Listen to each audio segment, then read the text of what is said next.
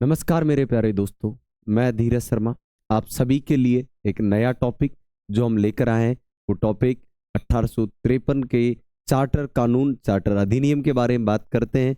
Last हम तीनों charter अधिनियम के बारे में हम पढ़ चुके हैं। आप देखिए एक बार कि जो अधिनियम हमने पढ़े थे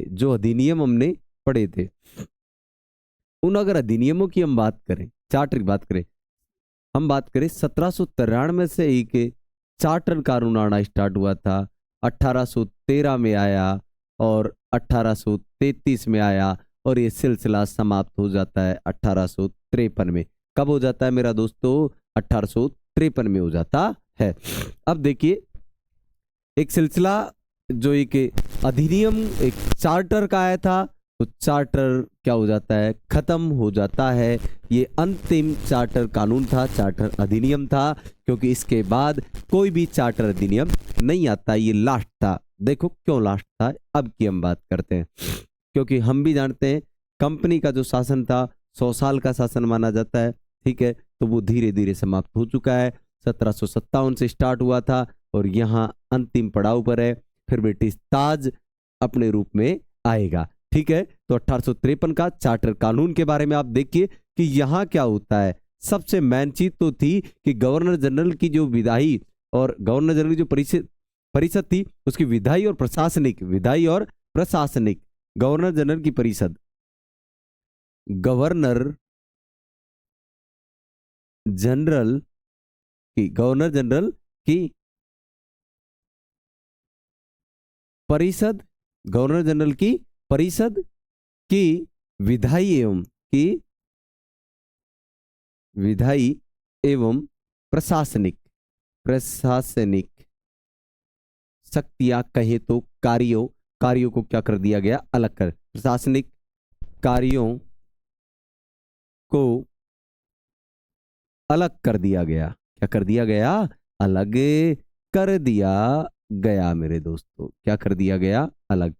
गवर्नर जनरल की परिषद के, गवर्नर जनरल क्या थी? परिषद, उसके विधायी एवं प्रशासनिक कार्यों को क्या कर दिया गया मेरे दोस्तों? अलग अलग कर दिया गया और उसके लिए 6 नए पार्षद बनाए गए। क्या बनाए गए? 6 नए पार्षद बनाए गए मेरे दोस्त। देखो क्या बनाए गए? 6 नए पार्षद बनाए गए। क्या बनाए गए? नए। इस 6 नए पार्षदों को क्या कहते हैं? विधायी पार्षद भी कहते हैं, विधान पार्षद भी कहते हैं। तुम क्या कह सकते हैं? विधान पार्षद भी कह सकते हैं मेरे दोस्तों। क्या कह सकते हैं? विधान पार्षद भी कह सकते हैं। अब देखो 6 हैं, कितने थे? 6 कितने थे मेरे दोस्तों? 6। और 6 में से 4 की बात करें, कितने की बात करें? 4 की। तो एक तो था बंगाल से, एक तो कहां से था? बंगाल से था। एक कहां से था? मद्रास से था। कहां से था? मद्रास से था। एक बंबई से था। कहां से था? बंबई से था मेरे दोस्तों। और एक था आगरा से। कहां से था? आगरा से। तो ये बड़े इंपॉर्टेंट टॉपिक है, ध्यान रखने के हैं कि जो 6 नए पार्षद जिन्हें हम विधान पार्षद कहते हैं जोड़े गए थे वो कहां थे? एक बंगाल से था, एक मद्रास से था, एक बंबई से था और एक आगरा से था। इसी भारतीय। अब देखो मेरे दोस्तों एक नई विधान परिषद बनाई थी गवर्नर जनरल के लिए। क्या बनाएगी? नई विधान परिषद। यानी क्या कहें कि विधान परिषद बनाई गई थी और इसे भारतीय विधान परिषद भी कहते हैं। क्या कहते हैं? भारतीय विधान परिषद कहा गया। भारतीय विधान परिषद कहा गया। क्या कहा गया? विधान परिषद कहा गया, ठीक है। ये इसमें बड़ा ही इंपॉर्टेंट रोल था। अब देखिए 6 नए पार्षद बनाए, इन्हें विधान पार्षद भी कहते हैं। बंगाल, मद्रास, बंबई और आगरा के थे इसके अंदर 4। क्यों? क्योंकि इसलिए इसे भारतीय विधान परिषद भी कहा गया, क्योंकि 4 तो कहां के थे? भारतीय ही सम्मिलित थे, ठीक है। आगे देखिए अब यहां क्या किया गया था कि एक सिविल सर्विसेज के लिए एक खुली पिछले में देखा था लगाया था कानून लेकिन लागू नहीं किया था। यानी सिविल सर्विसेज के लिए, किसके लिए? सिविल सर्विस की बात करें तो सिविल सर्विस यानी प्रशासनिक अधिकारियों के लिए भारतीयों को एक खुली प्रतियोगिता, क्या? खुली प्रतियोगिता आयोजित की गई। क्या की गई? आयोजित की गई। और यहां से फिर लगातार ही आयोजन होता रहा। उसके लिए क्या बनाई गई थी? 1854 में एक मैकाले समिति। कौन सी समिति थी मेरे दोस्तों? मैकाले समिति का गठन किया गया था, याद रखना। सिविल सर्विसेज के लिए कौन सी समिति का गठन था? मैकाले समिति का क्या किया गया था? गठन किया गया था। कब किया था? 1854 की बात थी।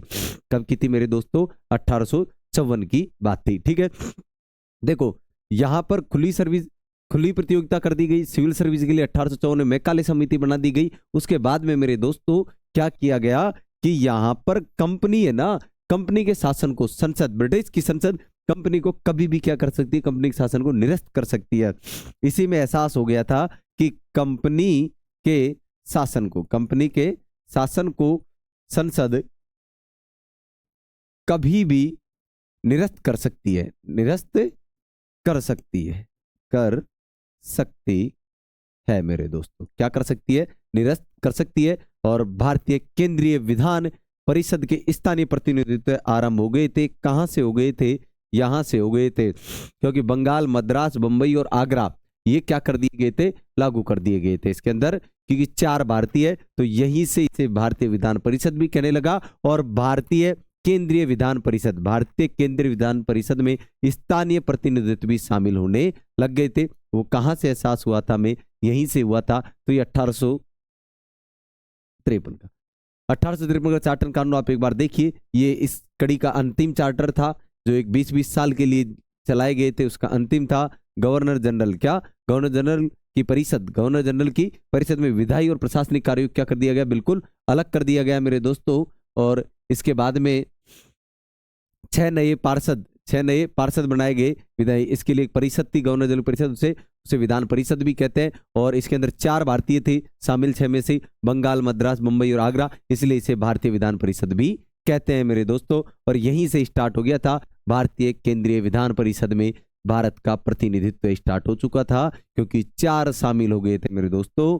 उसके बाद भारत में सिविल सर्विसेज के लिए खुली प्रतियोगिता आयोजित की गई। और तभी से कंटिन्यू स्टार्ट हो गया कि एक सिविल सर्विसेज के लिए यहीं से एक एग्जाम होगी और वहीं से लिया जाएगा। उसके अंदर भारतीयों को लिया गया और इसके लिए एक कानून यानी एक समिति, मैकाले समिति कहते हैं, 1854 में इसी के लिए गठित हुई थी।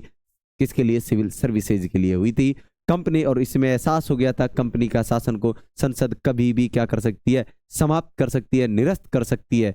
क्या? समाप्त भी यूज ले सकते हो आप शब्द को। ठीक है, ये था आपका 1853 का चार्टर अधिनियम। हम लास्ट अधिनियम 20-20 साल वाला कड़ी का लास्ट था। अब धीरे धीरे ब्रिटिश ताज के हाथ में भारत की क्या जाने वाली थी? भारत किसके अंडर में आने वाला था? ब्रिटिश ताज के अंडर में आने वाला है। उसके बारे में पढ़ेंगे अगली क्लास में। आप सभी लगातार बने रहिए, चैनल को सब्सक्राइब कर दीजिए। धन्यवाद आप सभी को।